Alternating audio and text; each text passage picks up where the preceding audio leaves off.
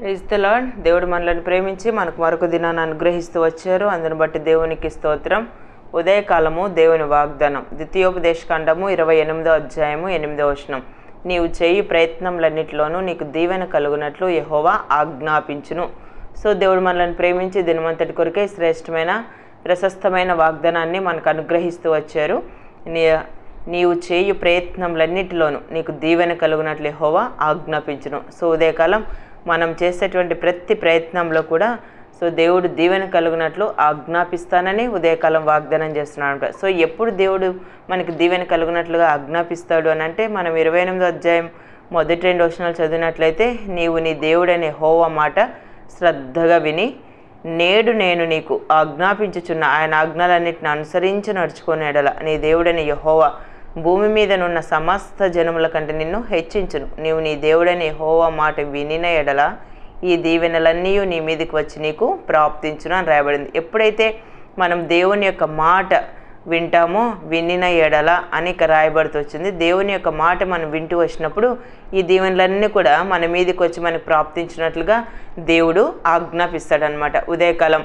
So మనం దేవుని యొక్క మాట శ్రద్ధగా వింటూ వచ్చినప్పుడు, ఆయన ఆజ్ఞలు మనము అనుసరిస్తూ వచ్చినప్పుడు దేవుడు మనల్ని హెచ్చిస్తానన్నాడు. అంతేకాదు దీవెన కలుగునట్లుగా ఆ దీవెనలన్నీ మనకి ప్రాప్తించినట్లుగా దేవుడు మనకు ఆజ్ఞాపించేటువంటి వారుగా ఉంటారనమాట. ద్వితీయోపదేశకాండం 15వ అధ్యాయం 10వ వచనం చదివితే, నీ దేవుడైన యెహోవా నీ కార్యములన్నిటిలోనూ నీవు చేయి ప్రయత్నములన్నిటిలోనూ నిన్ను ఆశీర్వదించును. సో మన కార్యాలన్నిటిలో మనం చేసే ప్రతి ప్రయత్నంలో కూడా దేవుడు మనల్ని ఆశీర్వదించాలంటే ఆయన మాట మనం శ్రద్ధగా వినాలి, ఆయన ఆజ్ఞలు మనం అనుసరించి నడుచుకునే వారంగా ఉండాలి.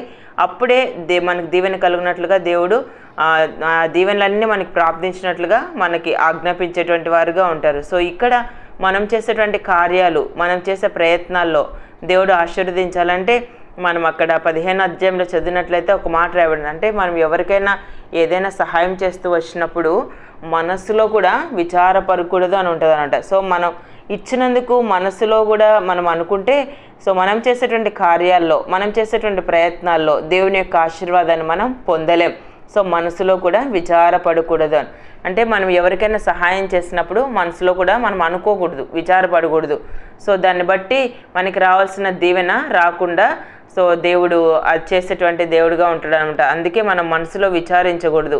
ఇచ్చిన దాన్ని బట్టి దాని ప్రతిగా దేవుడు మనకి ఇంకా రెట్టింపు మేలు మనకు అనుగ్రహించేటువంటి వారుగా ఉంటారు. అప్పుడే యెహోవా నీ కార్యములన్నిటిలోనూ నీవు చేయి ప్రయత్నములన్నిటిలో నిన్ను ఆశీర్వదించును. యెషయా గ్రంథం 43వ అధ్యాయం 6వ వచనం చదివితే, అప్పగింపుమని ఉత్తర దిక్కునకు ఆజ్ఞ ఇచ్చేదను, బిగబట్టవద్దని దక్షిణ దిక్కునకు ఆజ్ఞ ఇచ్చేదను. దేవుడే మనకి ఇలాంటి శ్రేష్టమైన ప్రశస్తమైన వాగ్దానం చేసినప్పుడు దేవుడు బిగబట్టమని ఆజ్ఞాపిస్తే ఏ దీవెన మనం పొందలేం. మన కార్యాల్లో మనం చేసేటువంటి ప్రయత్నాల్లో మనం ఆశీర్వాదాన్ని పొందలేం. ఉదయకాలము దేవుడు బిగబట్టవద్దని దక్షిణ దిక్కునకు ఆజ్ఞ ఇచ్చేదని అంటే దేవుడు అప్పగింపమని దేవుడే ఆజ్ఞాపించే దేవుడు, బిగబట్టవద్దని దేవుడే ఆజ్ఞాపించే దేవుడు. ఇంత సజీవుడైన గొప్ప దేవుణ్ణి మనం ఉదయకాలం కలిగి ఉన్నాం.